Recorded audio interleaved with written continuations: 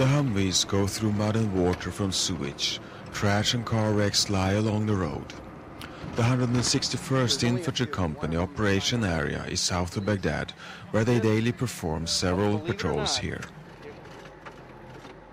These soldiers are members of the National Guard, U.S. Reserve troops who have ordinary jobs waiting for them back home.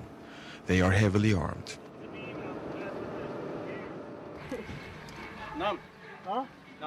In Shaya village, they stop for a quick chat with the locals about the security situation.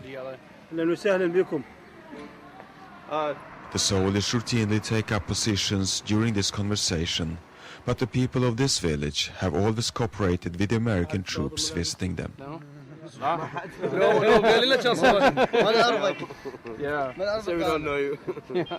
These people out here, before they wanted anything, they would give us locations of bombs and IEDs and ambushes, and they weren't doing it to try to gain our favor. They were doing it because they don't like explosions on their road, and they don't want us thinking that they're bad guys.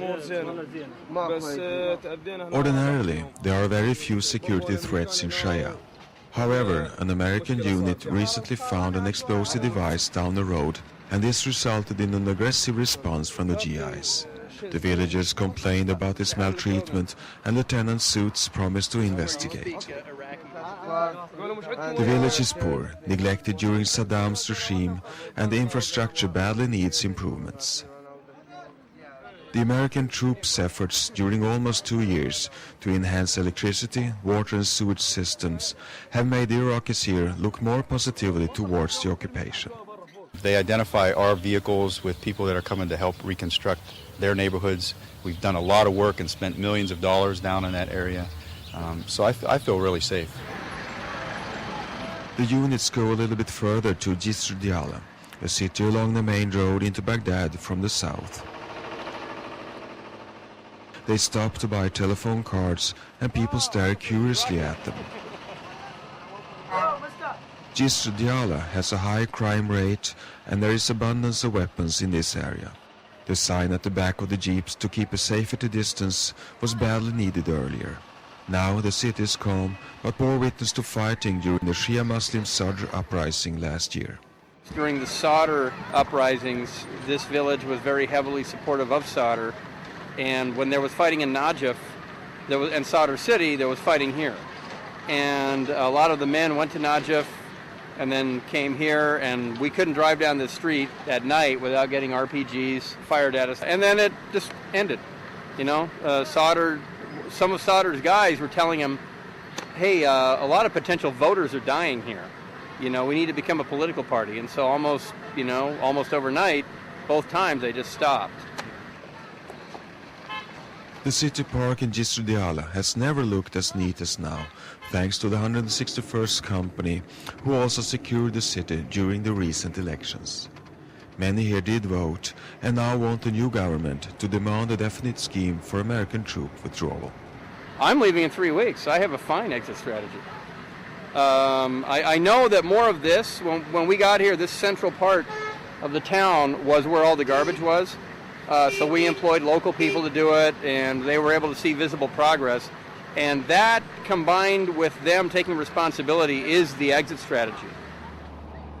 The United States now keeps slightly more than 150,000 troops in Iraq. The infrastructure needed is colossal.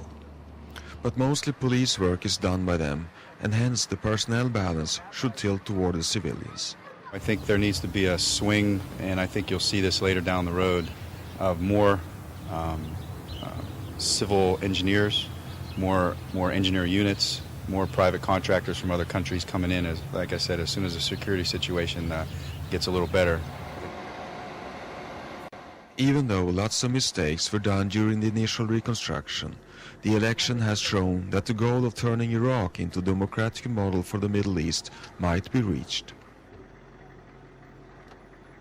They've become more empowered. The idea that the police work for them, the government works for them, that's new in this entire part of the world.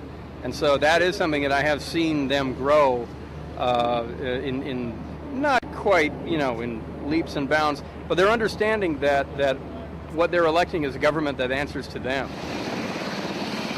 American troops enter helicopters for the flight to the airport and home, a normal rotation of troops.